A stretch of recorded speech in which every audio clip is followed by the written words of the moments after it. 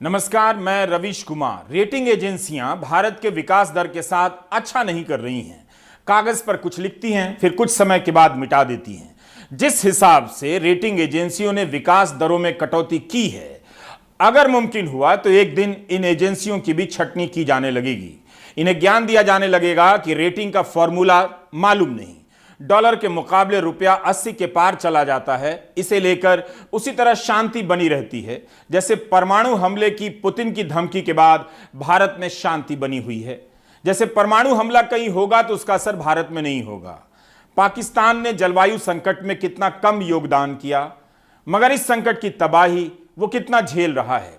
भारत में अब सूखे का ऐलान नहीं होता है, मगर खबरें ही बता रही हैं कि उसका असर है। ऐसा नहीं है कि भारत में बारिश और सूखे का खेल नहीं चल रहा। यूपी में ही जहां कम बारिश के कारण धान की फसल सूख जाने की खबर आ रही थी, वहां पिछले 4-5 दिनों से कई शहरों में भारी बारिश की खबर आ रही है। मूसलाधार बारिश के कारण इटावा में 3 दिनों के लिए स्कूलों में छुट्टी कर दी गई है। कुछ दिन पहले बेंगलुरु डूब गया था क्योंकि एक झटके में ज्यादा बरस गया। इस समय अलीगढ़, फिरोजाबाद, इटावा, कासगंज, आगरा से भी इसी तरह की खबरें हैं। भारी बारिश के कारण चारों जिलों में स्कूल बंद कर दिए गए हैं। मीडिया के बड़े हिस्से के पास सामान्य से कम बारिश होने पर या सामान्य से ज्यादा बारिश होने पर तबाही को दर्ज करने की ना तो भाषा है और ना समझ। तमाम अखबारों में अलीगढ़ की इस हालत पर जल जमाव और जल भराव की समस्या के रूप में पेश किया गया है। आम शहरों में इसी भाषा में जल जमाव होने पर स्मार्ट सिटी पर ताने मारकर लोग अपनी गली चल देते हैं। समझ और भाषा के स्तर पर मीडिया और नागरिक एक दूसरे के पूरक हो चुके हैं। अदनान ने बताया कि अलीगढ़ में शनिवार से लेकर सोमवार के बीच इतनी बारिश हुई कि लोग स्मार्ट सिटी को कोसकर राहत महसूस करने लगे। अब लोगों की नई समझ यह है कि बेमौसम बरसात हो गई तो इसका मतलब है स्मार्ट सिटी में कोई कमी है। हमने अपनी मूर्खता को नए नए शब्दों से सजा दिया है ताकि कम से कम बोलने और देखने में हम विद्वान नजर आएं। इस बात की गारंटी किसने दी है कि स्मार्ट सिटी हो जाने से या आईटी सिटी हो जाने से जलवायु संकट का असर नहीं होगा और मूसलाधार बारिश के कारण शहर नहीं डूब जाएगा। अखबारों में अलीगढ़ के कई मोहल्लों के नाम छपे हैं जिनके बारिश में डूब जाने की खबरें लिखी गई हैं। जिला प्रशासन ने उन लोगों से मकान खाली करने को कहा है जिन्होंने निचले इलाके में घर बना लिए हैं। जाहिर है आशंका होगी कि कहीं मकान धंस न जाए। अलीगढ़ में 24 सितंबर तक स्कूल बंद कर दिए गए हैं।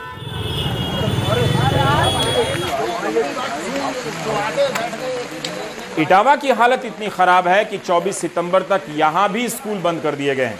अरशद जमाल ने बताया कि मूसलाधार बारिश के कारण 4 जगहों पर दीवारें धंस गईं और 10 लोग मर गए। इनमें 7 बच्चे हैं और 3 बुजुर्ग। 8 लोग गंभीर रूप से घायल हो गए हैं। चंद्रपुरा गांव में छत के धंस जाने से एक ही परिवार के 4 बच्चे मर गए। बारिश की तबाही ने इस बात की भी पोल खोल दी है कि भारत की जनता किस तरह के बने मकानों में रहती है। उन घरों में रहना भी खतरे से खाली नहीं। एक जिला है कासगंज, वहां भी भयंकर बारिश हुई है। कई घंटे तक बिजली की आपूर्ति ठप हो गई। बताया जा रहा है कि कासगंज में 47 साल का रिकॉर्ड टूट गया। 24 घंटे से ज्यादा लगातार बारिश होती रही। इसका असर रेल यातायात पर भी पड़ गया। एक अंडरपास धंस गया।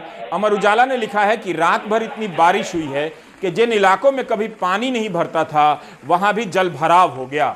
लोग कह रहे हैं कि 25-30 साल में ऐसी बारिश नहीं देखी। रात 11 बजे से लेकर 6 घंटे तक लगातार मूसलाधार बारिश होती रही।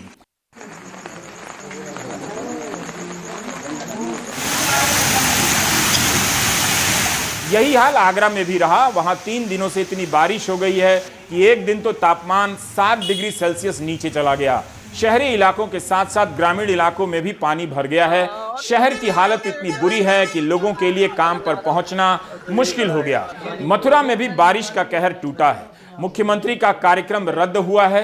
कई जिलों के अखबार शहर के डूब जाने की तस्वीरों से भरे पड़े हैं। फसलों को भी भारी नुकसान पहुंचा है। फिरोजाबाद में भी मूसलाधार बारिश के कारण जिले में अनेक जगहों पर पानी जमा हो गया। एक मकान की छत गिर गई और 8 लोग घायल हो गए। एक बच्चे की मौत भी हो गई। जिला अस्पताल के परिसर में घुटनों तक पानी भर गया। शिकोहाबाद क्षेत्र में एक मकान की छत गिरने से 8 लोग घायल हो गए और एक बच्चे की मौत हो गई। दोपहर बाद बुलंदशहर से खबर आई कि 150 मीटर की परिधि में एक चक्रवाती तूफान देखा गया, जिसके कारण आम के बाग, धान, गन्ने की फसलों में भी भारी तबाही आई है। चक्रवाती तूफान की चपेट में आने से मकान, दीवार, एसटी लाइन और विशाल पेड़ गिर गए। आधा दर्जन मकानों को नुकसान पहुंचा है। आज का दिन यूपी के लिए वाकई चुनौतियों भरा रहा है। अलीगढ़ रोड पे भरा हुआ है, गली में पानी भरा हुआ है, रोड पे पानी इतना भरा हुआ है, लोगों का निकलना मुश्किल हो चुका है और सड़क पर मजदूर निकलने ही पारा, आधे बच्चे डूब मर रहे हैं। ये कहेंगे प्रशासन की कमी है, नाला साफ नहीं होते हैं, गंदगी भरी पड़ी है, दुनिया का कचरा भरा पड़ा है, तो पानी तो रोकेगा ही रोकेगा। लेकिन नगर निगम के द्वारा कहा जा रहा है पूरा अलीगढ़ स्मार्ट सिटी हो चुका है। अब स्मार्ट सिटी में पानी भर जाता है। अगर स्मार्ट सिटी होता तो ये पानी भर जाता, कोई मतलब नहीं, पानी भर जाता। बेंगलुरु की किस्मत इस हद तक अच्छी थी कि चर्चा हो गई। चर्चा तो चेन्नई के बाढ़ की भी हुई थी। क्या हुआ? वैसे चर्चा से कुछ होता नहीं। यूपी के इन शहरों में जो बारिश हुई है उसे केवल नालों की निकासी व्यवस्था की नाकामी के रूप में देखना ठीक नहीं रहेगा। विश्व मौसम विज्ञान संगठन ने एक रिपोर्ट तैयार की है, यूनाइटेड इन साइंस। इस रिपोर्ट के अनुसार अनजान क्षेत्रों में भी जलवायु संकट का प्रकोप देखने को मिल रहा है। पिछले 7 वर्ष दुनिया के इतिहास में सबसे गर्म वर्ष के रूप में रिकॉर्ड किए गए हैं।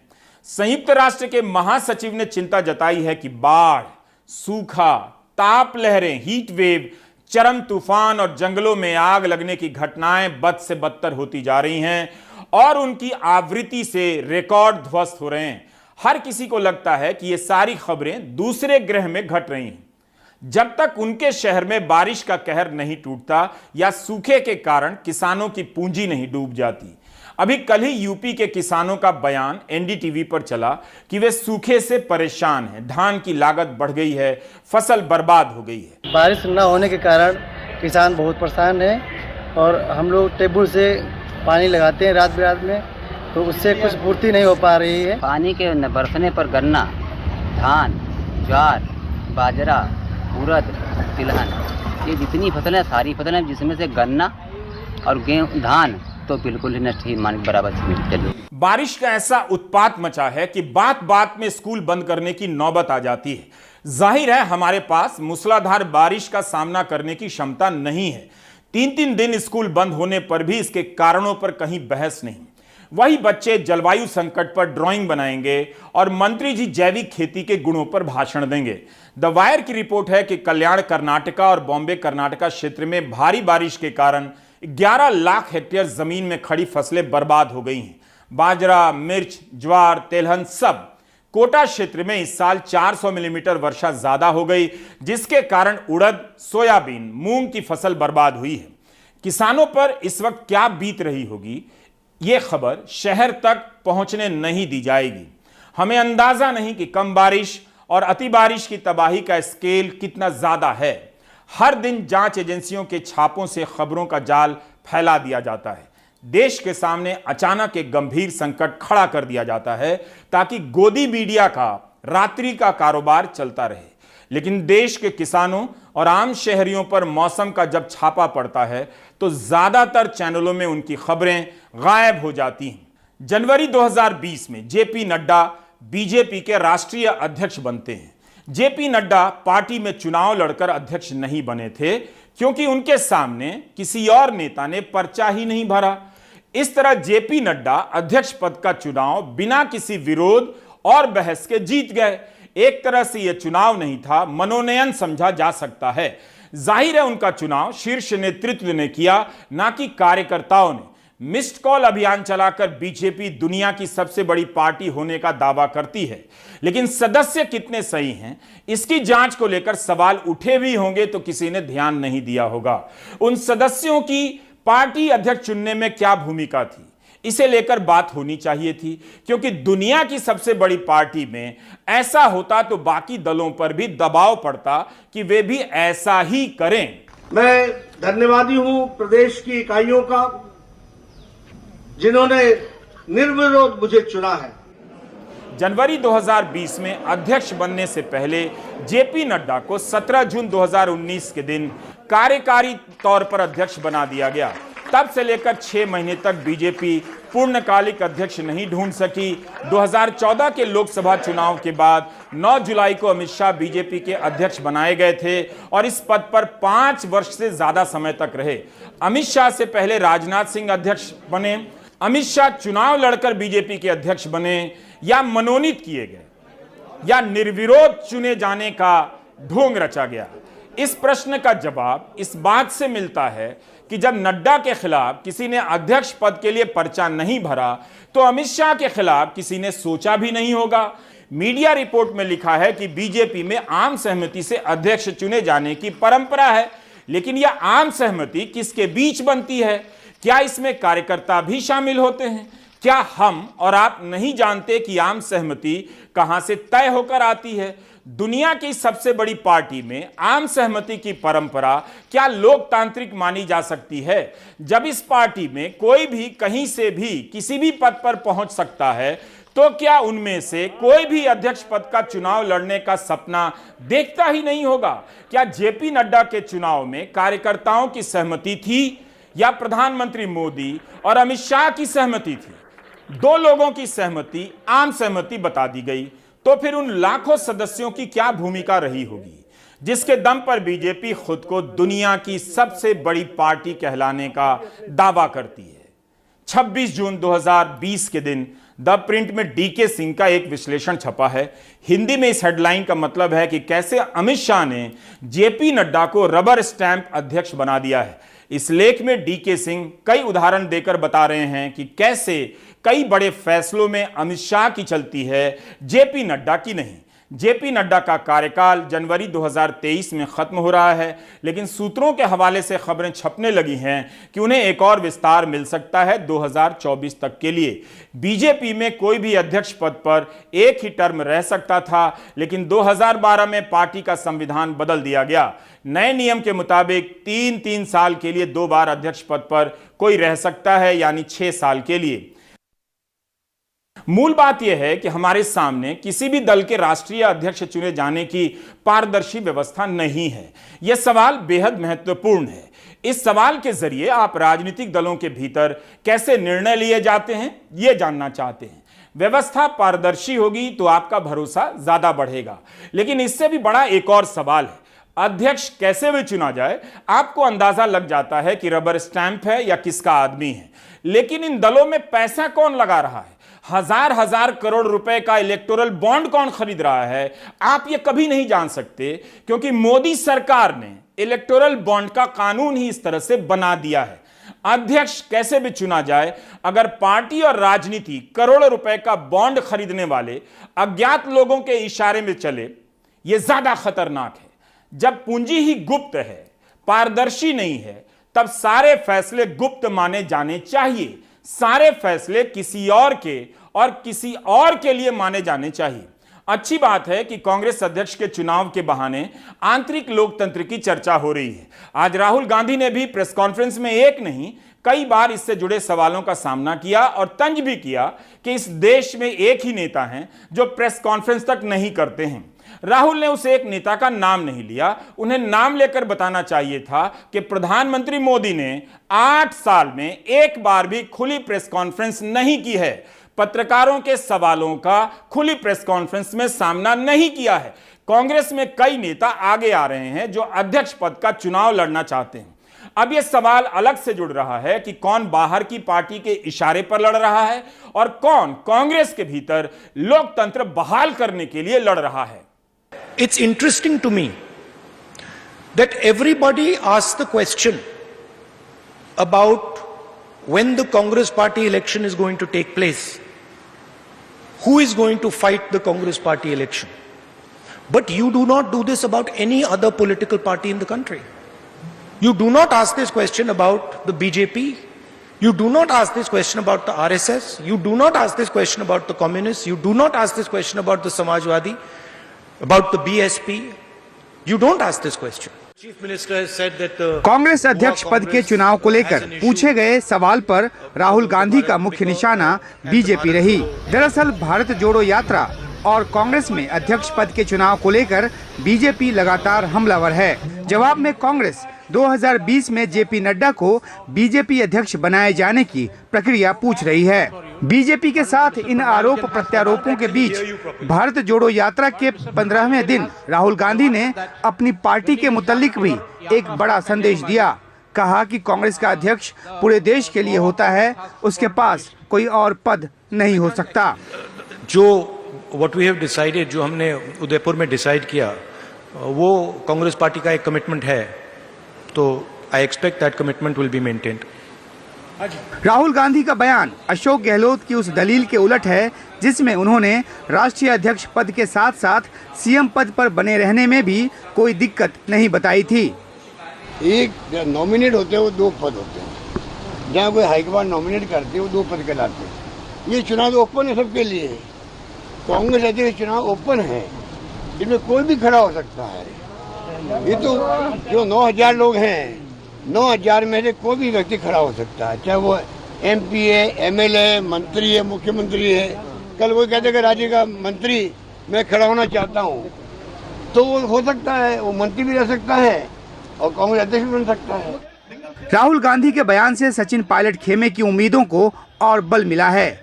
गहलोत के राष्ट्रीय अध्यक्ष बनने की सूरत में राजस्थान का मुख्यमंत्री सचिन को ही बनाए जाने की संभावना है, लेकिन गहलोत ने जिस तरह से मुख्यमंत्री का फैसला विधायकों पर छोड़ने की दलील दी है, उससे सचिन की राह आसान नहीं लगती, बशर्ते आला कमान 2 टूक फैसला ले।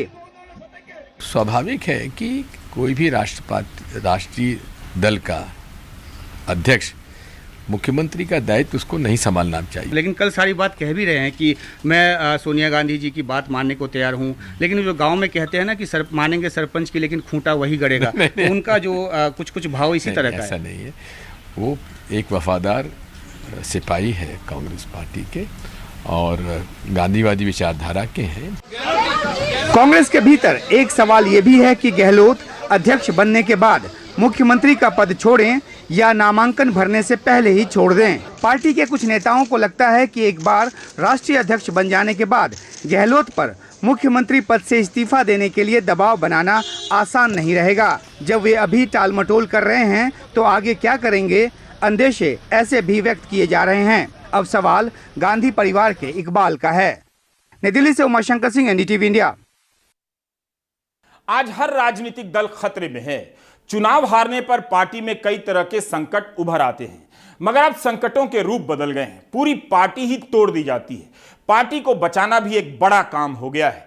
अमेरिका में राजनीतिक दल के आम कार्यकर्ता चुनाव करते हैं कि किसी चुनाव में उस पार्टी का उस क्षेत्र से कौन उम्मीदवार होगा।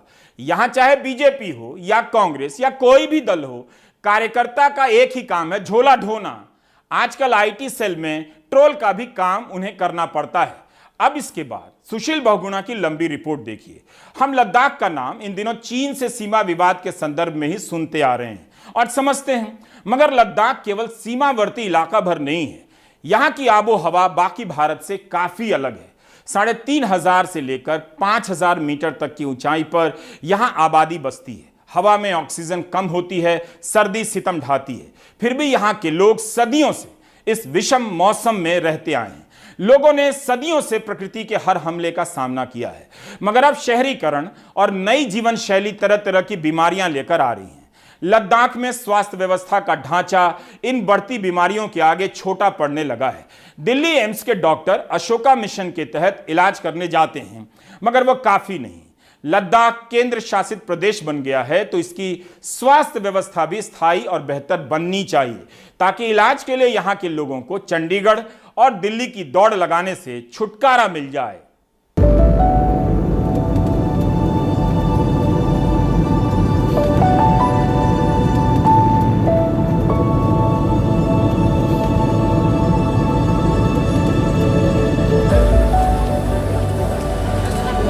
हिमालय पार लद्दाख,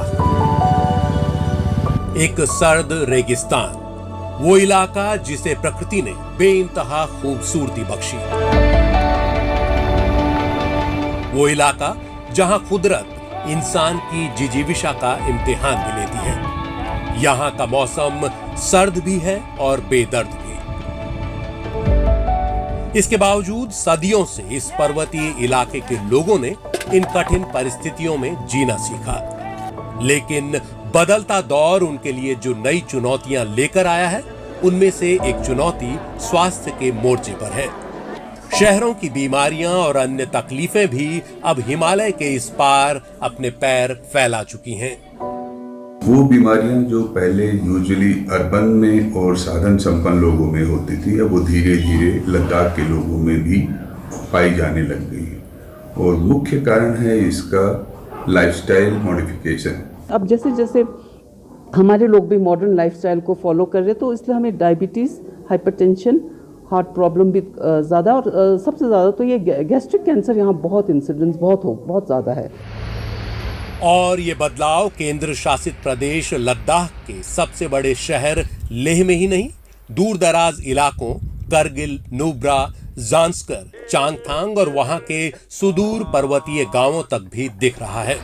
सेहत से जुड़ी ऐसी चुनौतियों से निपटने के लिए लद्दाख में स्वास्थ्य का बुनियादी ढांचा फिलहाल नाकाफी है।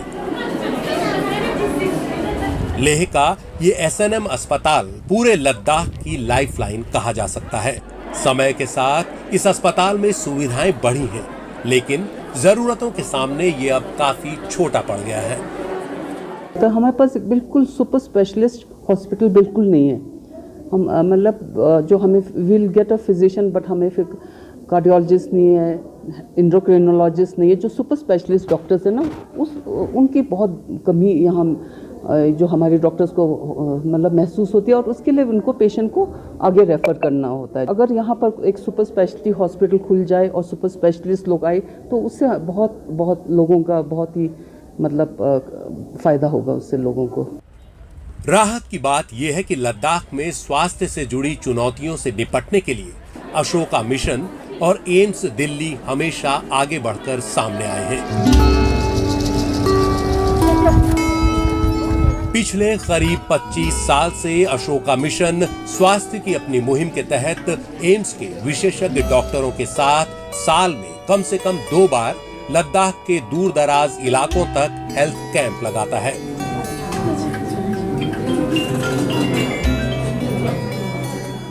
हम लोगों ने बहुत पहले से ही, मैं 15-17 साल से जुड़ा हुआ हूँ, लेकिन ये एम्स के साथ तो हमारा अशोका मिशन का संबंध जो है पिछले 25 साल से है। तो तभी से डॉक्टरों को वहाँ से लाने का सिलसिला शुरू हो गया, और वो यहाँ आते हैं लेह में। तो 1-2 बार कैंप किया तो बड़ा सक्सेसफुल हुआ, और उसके बाद जैसे दिल्ली में उनको ट्रीटमेंट के लिए ले जाते हैं, बाद में रेफ़र होते हैं, तो लोगों को बड़ा बेनिफिट हुआ। लद्दाख जैसे सर्द रेगिस्तान में यहाँ के लोगों की जो स्वास्थ्य की समस्याएं हैं, एक तो यहाँ के बहुत ही कठिन मौसम से जुड़ी हुई होती हैं, इसके अलावा यहाँ की मेहनतकश ज़िंदगी, और इसके अलावा अब जो लाइफस्टाइल डिजीज़ हैं बाकी बड़े शहरों की तरह, वो भी यहाँ काफ़ी तादाद में उसके मरीज़ भी अब देखने को मिल रहे हैं। इसीलिए जब यहाँ इस तरह के कैंप लगते हैं तो एक मेला सा लग जाता है। दूर दराज इलाकों से मरीज़ यहाँ पहुँचते हैं सुपर स्पेशलिस्ट डॉक्टर्स को दिखाने के लिए। अभी हम फ्यांग गाँव से आए हुए हैं, और मैं अपनी मदर इन लॉ को लाई हूँ। उन्होंने पहले डॉक्टर एम्स से रेफ़र किया हुआ है, तो वहाँ न्यूरोलॉजी को दिखाया हमने, और अभी गैनी को दिखाना है। मैं ये कमर में तकलीफ है, ये हड्डी वाले के देखने के लिए आया। मैं स्टोक से आया हूँ जी, न्यूरोलॉजिस्ट को दिखाने के लिए आया हूँ। मैं इधर ले चांसपा से आया हूँ, डॉक्टर न्यूरो सर्जन को दिखाना है। चोगलाम सर से आई हूँ, दादी को दिखाने लाई हूँ। हाँ जी, उनको आँख का थोड़ा सा प्रॉब्लम था, इसलिए लाए हैं। मैं भी नुब्रा से आई हूँ। मेरे आँख में प्रॉब्लम थी, इसलिए आँख दिखाने के लिए आया। कल एम्स की डॉक्टर ने आर्मी हॉस्पिटल में ऑपरेशन किया हुआ है सर जी। हम लोग नुब्रा से आए जी, नुब्रा से यहाँ आया। एम्स से, दिल्ली से एम का डॉक्टर आया हुआ जी। हमें ये गले के लिए तकलीफ था, ये दिखाने के लिए आया था जी। मुझे दिखाना है यहाँ यूरोलॉजी से। मैं आया हूँ चांगथांग से सर जी। यहाँ से कम 95 किलोमीटर दूर है।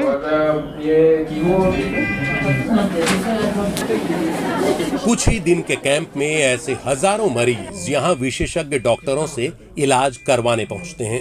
लद्दाख में स्वास्थ्य समस्याओं को लेकर सरकार की ओर से कोई विस्तृत और गहन रिसर्च अभी तक सामने नहीं आई है, लेकिन एम्स के डॉक्टरों का अनुभव यहाँ स्वास्थ्य की बदलती चुनौतियों को कुछ इस तरह बयां करता है। जब हम यहाँ पहली बार आए थे तो हमने सोचा था कि हम वैसे ही जा रहे हैं, यहाँ तो डायबिटीज़ होगी नहीं क्योंकि इतना हिली एरिया है, लोगों को इतना चलना पड़ता है, फिर ट्रेडिशनल खाना है। सो उस वजह से डायबिटीज़ हमें उम्मीद थी कि यहाँ बिल्कुल नहीं होगी, लेकिन जब आए तो देखा कि यहाँ भी डायबिटीज़ उतनी है जितनी हमें बाकी शहरों में मिल रही है, जितनी हम दिल्ली में देख रहे हैं उतनी ही डायबिटीज़ कॉमन है। एक तो गैस्ट्राइटिस का प्रॉब्लम काफ़ी है और दूसरा स्टमक कैंसर का भी रिस्क ज़्यादा है। बहुत लोगों में जो है स्टमक कैंसर, और ये काफ़ी एडवांस स्टेज पे पाया जाता है। अर्ली स्टेज में डिटेक्ट करना थोड़ा सा मुश्किल है यहाँ पे, क्योंकि इतनी ज़्यादा सुविधाएं नहीं हैं और जो इंडोस्कोपिक फैसिलिटीज़ भी हैं वो बेसिक लेवल की हैं। ये चिंता की बात है कि लद्दाख में कैंसर के मामलों में काफी तेजी आई है। शोध पत्रिका international journal of cancer and treatment में अप्रैल 2009 से अप्रैल 2019 के बीच लद्दाख में 10 साल की रिसर्च पर आधारित एक रिपोर्ट छपी है। डॉक्टर सज्जाद हुसैन के नेतृत्व में 444 कैंसर मरीजों पर शोध किया गया। इनमें गैस्ट्रोइंटेस्टाइनल कैंसर के मरीज 51.35% थे, जबकि 9.68% मरीज फेफड़ों के कैंसर और 9.24% मरीज लिवर कैंसर से पीड़ित थे। आंकड़े साफ बता रहे हैं कि इस पर्वतीय इलाके में आधे से ज्यादा केस पेट और आंत के कैंसर के हैं और अधिकतर मरीजों को कैंसर का पता तब लगता है जब वो एडवांस्ड स्टेज में पहुंच चुका होता है। और सबसे बड़ा प्रॉब्लम हम लोग जो कारण जानने की कोशिश में कभी कभी लगे रहते हैं, तो एक तो खाने पीने का है, एक कुछ महत्व थोड़ा बहुत कंट्रीब्यूशन हो सकता है, कुछ जेनेटिक फैक्टर्स भी हो, पर ज़्यादा संभावना ये खाने पीने लाइफस्टाइल से है, क्योंकि यहाँ के लोगों का जीवन काफ़ी संघर्षशील होता है। झाड़ों में सर्दी में कई बार काफ़ी चीज़ें मिलती है, नहीं मिलती है तो उनको प्रिजर्व करके रखना पड़ता है।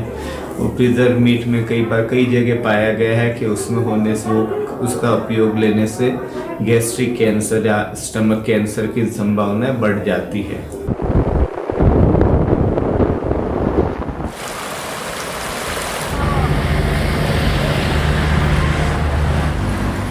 सैलानियों को लद्दाख भले ही सैर सपाटे की जगह दिखता हो, लेकिन यहाँ के स्थानीय लोगों के लिए ये कठिन भूगोल कई समस्याएं भी लेकर आता है।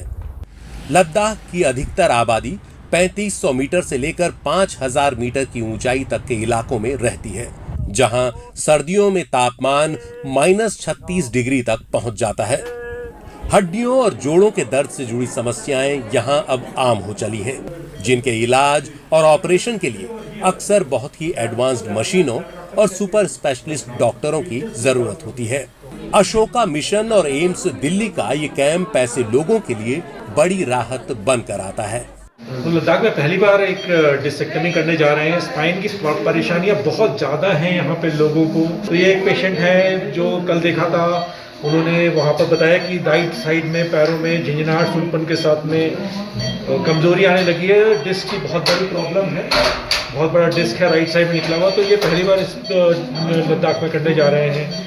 यहाँ पर हमारे पास इक्विपमेंट सारे हैं। State of art system, completely new system for arthroscopic surgery, not been used.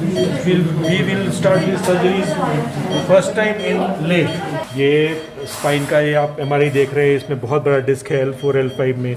ये पूरे कॉर्ड को कंप्रेस कर रहा है और इसमें देखेंगे ये राइट साइड में पूरा कंप्रोमाइज हो गया है।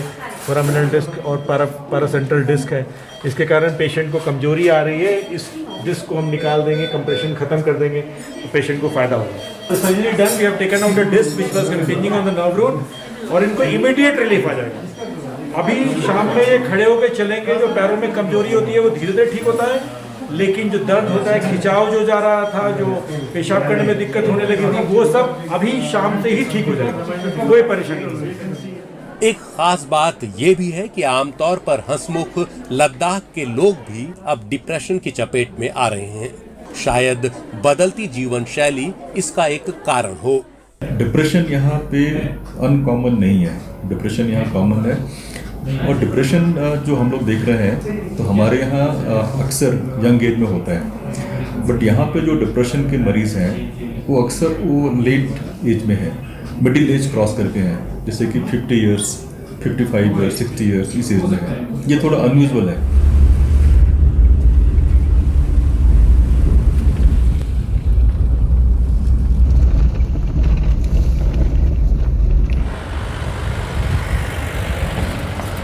लद्दाख में सर्दी जितना सताती है, चिलचिलाती धूप भी आंखों और त्वचा का उतना ही बड़ा इम्तिहान लेती है। लेह में एम्स के डॉक्टरों के आई कैंप में एक हफ्ते में ही सैकड़ों ऑपरेशन बताते हैं कि ये समस्या यहाँ किस कदर छाई हुई है। भी रेडिएशन ज़्यादा होने के कारण पहाड़ी इलाके में या लद्दाख में जहाँ बर्फ़ पड़ती है उससे भी यूवी रेडिएशन काफ़ी होता है। उसके साथ साथ में शरीर में जैसे स्किन की बीमारियाँ हो जाना, स्किन की एलर्जीज और कैंसर हो जाते हैं, आँखों में ड्राइनेस हो जाना या पलकों की बीमारी हो जाना, आँखों के भी जो लेयर्स होते हैं उसमें भी कैंसर हो सकता है यहाँ पर। और साथ साथ में कैटरेक्ट काफ़ी ज़्यादा है यहाँ पर यूवी रेडिएशन होने के कारण से। तमाम पर्वतीय इलाकों की तरह लद्दाख में भी महिलाओं पर घर की जिम्मेदारियों का बोझ सबसे ज्यादा रहता है। घर से लेकर खेत तक के कामों में कई बार उनकी तकलीफें जैसे खोसी जाती हैं।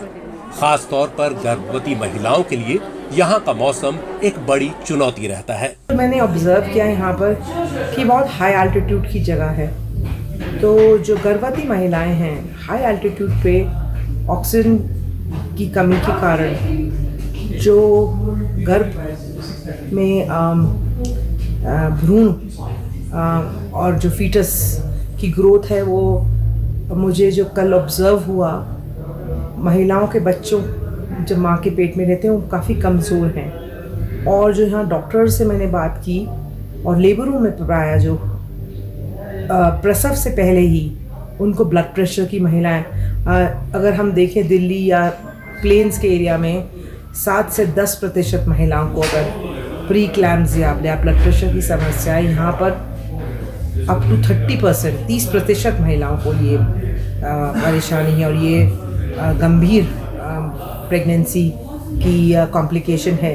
गंभीर बीमारियों से ग्रस्त आम लोगों को इस कैंप से एक सुविधा ये है कि लेह में एम्स के डॉक्टरों को दिखाने के बाद अशोका फाउंडेशन की मदद से वो दिल्ली जाकर आगे का इलाज करवा सकते हैं। यहाँ से जो रेफ़र करते हैं तो हम उनको वहाँ पर एम्स में ले जाके अच्छा सा मतलब उनका ट्रीटमेंट करते हैं। और जो बहुत जो गरीब हो, जिसके पास कुछ भी नहीं होगा तो कुछ ना कुछ रास्ता निकल जाते हैं, तो वहाँ जाके इलाज हो जाता है जी। लेकिन एम्स जैसे अस्पतालों की मदद की भी एक सीमा है। लद्दाख अब एक केंद्र शासित प्रदेश बन चुका है। करीब 60,000 वर्ग किलोमीटर के इस इलाके के लोगों के स्वास्थ्य के लिहाज से लेह का SNM अस्पताल अब छोटा पड़ रहा है। हालांकि इसे अब मेडिकल कॉलेज बनाने का ऐलान हो चुका है। लेह के अलावा करगिल में भी एक जिला अस्पताल है जिसका अब विस्तार हो रहा है। करगिल में भी 25 सितंबर से 1 अक्टूबर तक अशोका मिशन एम्स के सहयोग से एक मेडिकल कैंप लगा रहा है। इसके अलावा नुब्रा, द्रास, चांगथांग और जांस्कर में भी सब डिस्ट्रिक्ट हॉस्पिटल हैं, लेकिन वहां स्वास्थ्य की सुविधाएं बहुत ज्यादा नहीं हैं। पूरे लद्दाख इलाके के लिए जो अब एक केंद्र शासित प्रदेश है और जिसमें ऐसे दूर दराज के इलाके हैं, चांगथांग हो गया, नुब्रा हो गया या फिर करगिल इलाका हो गया, उस पूरे इलाके के लिए उसकी स्वास्थ्य सुविधाओं के लिए यही सबसे बड़ा अस्पताल है जो एक ज़िला स्तर का अस्पताल है। लेकिन यहाँ की जो बढ़ती ज़रूरतें हैं और जिस हिसाब से बेतहाशा पर्यटन यहाँ बढ़ा है, ये अस्पताल अब काफ़ी ज़रूरतों के हिसाब से छोटा पड़ गया है। लद्दाख की बढ़ती स्वास्थ्य जरूरतों की चुनौती से निपटने के लिए जानकार मुख्य तौर पर 2 स्तरों पर काम करने पर जोर देते हैं। पहला, लेह जैसे अस्पताल में सुपर स्पेशलिटी सुविधाएं और सुपर स्पेशलिस्ट डॉक्टरों की नियुक्ति की जाए। यहाँ पे एक तो कोई ना कोई न्यूरो वाला आदमी होना चाहिए, चाहे जो यहाँ का डिस्ट्रिक्ट हॉस्पिटल है उसमें कोई लाया जाए। यहाँ के मरीजों की सबसे ज़्यादा जो मरीज हैं वो है माइग्रेन के।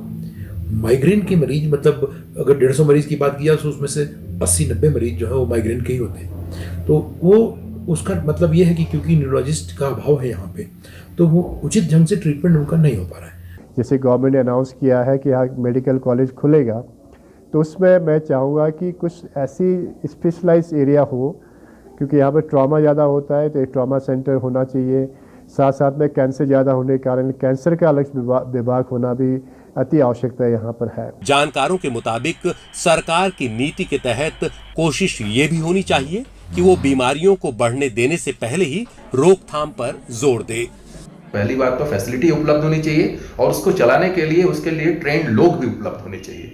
और सिर्फ लेह में उपलब्ध होने से फायदा नहीं है, बल्कि वो पेरिफेरल पार्ट में कुछ हद तक, चाहे हो सकता है पूरे स्तर पर ना हो, लेकिन कुछ हद तक जरूरी है कि उसकी उपलब्धता होनी चाहिए, ताकि काफ़ी सारी जांचें जो हैं वहीं पर की जा सके। और जांच अगर वहाँ नहीं भी की जा सकती है तो कम से कम वहाँ पर उनके जांच के सैंपल कलेक्ट कर लिए जाएं और आप एक सेंट्रल जगह पर लाकर उसको जांच पूरा कर सकें, ताकि मरीज को बार बार जांस्कार वैली और कारगिल से इधर लेह तक नहीं आना पड़े। प्रिवेंटिव एस्पेक्ट पर सरकार जोर दे तो वो बीमारियां यदि हम होने ही नहीं दें तो वो काफ़ी कुछ इन्वेस्टमेंट के हिसाब से यदि हम सोचें तो वो ज़्यादा प्रोडक्टिव होगा। इसका सबसे अच्छा एग्जाम्पल हमें Scandinavian country Denmark, Norway, Sweden में देखने को मिलता है। 70s के दशक में वहाँ पर कॉर्नरी आर्टरी डिजीज भी चरम पर था, तो सरकार ने सिर्फ उसके इलाज प्रोवाइड करने के बजाय उसके प्रिवेंशन पर काफ़ी ध्यान दिया। खान पान, एक्सरसाइज और जितने भी एस्पेक्ट हो सकते हैं इससे रिलेटेड, उस पर उन्होंने काफ़ी इन्वेस्ट किया और उसका नतीजा ये है कि इस समय उन कंट्रीज में कॉर्नरी आर्टरी डिजीज का इंसिडेंस दुनिया में न्यूनतम स्तर पर है।